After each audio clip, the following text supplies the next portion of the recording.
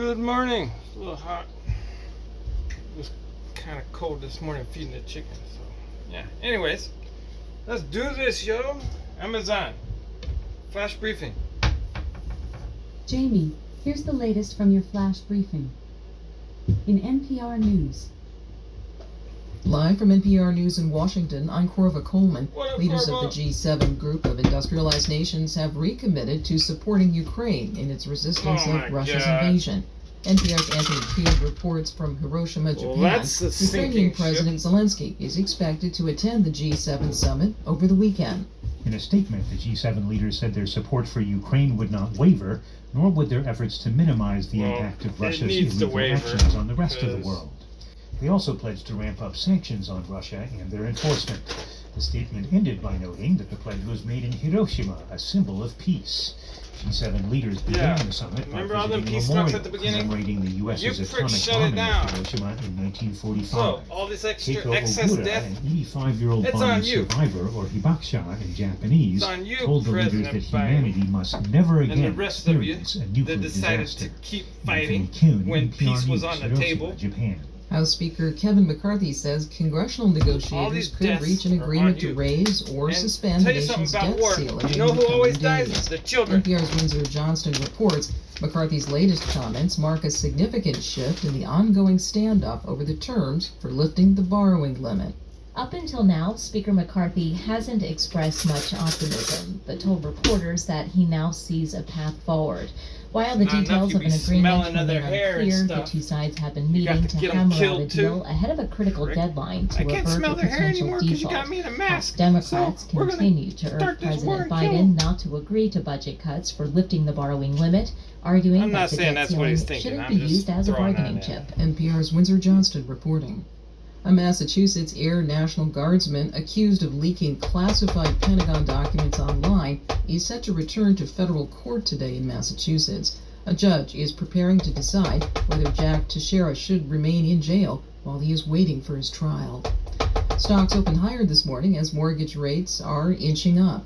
NPR's Scott Horsley reports the Dow Jones Industrial Average rose about 38 points in early trading. Opens up. Mortgage giant Freddie Mac says the average rate on a 30-year fixed home loan inched up this week to just under 6.4%.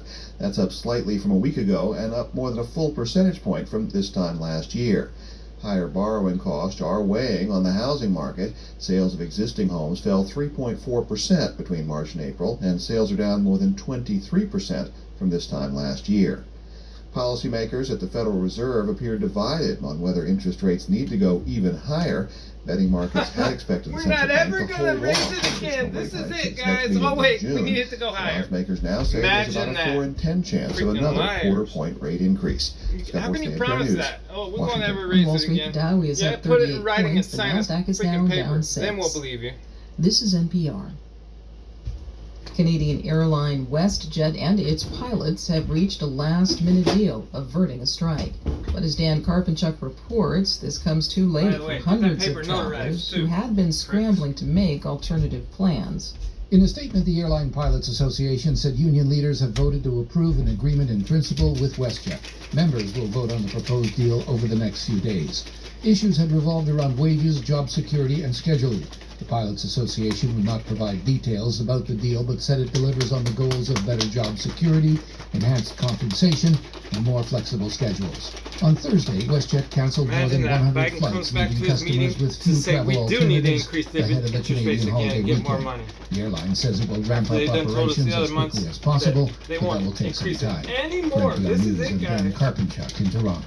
Georgia Republican Congresswoman Marjorie Taylor Greene says that she has introduced articles of impeachment in the House of Representatives against President Biden. She faults Biden for his management of the southern U.S. border. Also this week, Greene introduced impeachment articles against FBI Director Christopher Wray, Attorney General Merrick Garland, and Homeland Security Secretary Alejandro Mayorkas. Some lawmakers on Capitol Hill are introducing legislation to make automakers keep installing AM radios on car speakers.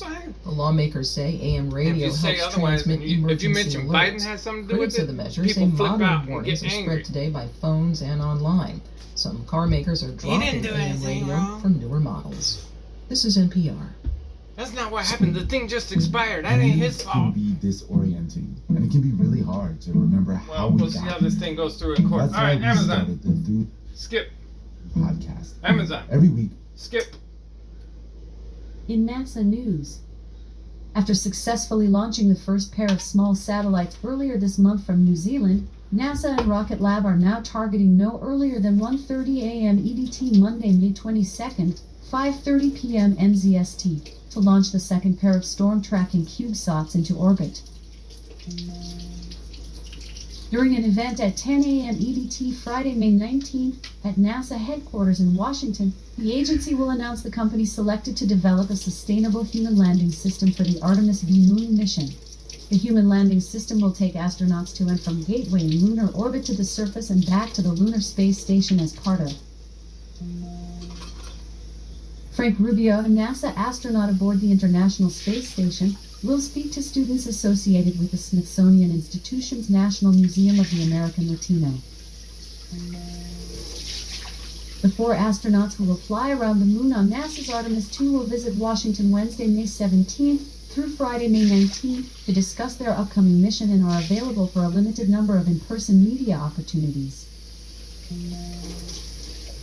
NASA will announce the second phase winners of its Deep Space Food Challenge, a global competition to help develop innovative food systems for future spacefarers on long-term exploration missions, on Friday, May 19th. In weather. In Seattle, it's 56 degrees Fahrenheit with mostly cloudy skies. Today, you can look for partly sunny weather, with a high of 74 degrees and a low of 57 degrees. All right, Amazon. From NASA. Amazon. After off. Don't make me get deep voice with you. All right, Amazon. Tell us a joke. Oh, she gonna make me. Amazon. Amazon, tell us a joke. What do you call a cow with a twitch? Beef jerky. Beef jerky. Well, kind of makes sense. Anyways, articles of impeachment over the border crisis at Mexico and the United States, which would be what? Mexico and Texas, and yeah, mainly those two. But anyways, so people that are like, oh, it's not Biden's fault, the thing just expired. Well, now there's articles of impeachment, so we're going to see if that's the way it plays out. If it's not anything to do with Biden at all, what's going on at the border, it's just that one thing expired, and you can't pin him down on nothing. Now we're going to see. Who knows? Alright. Enjoy your day.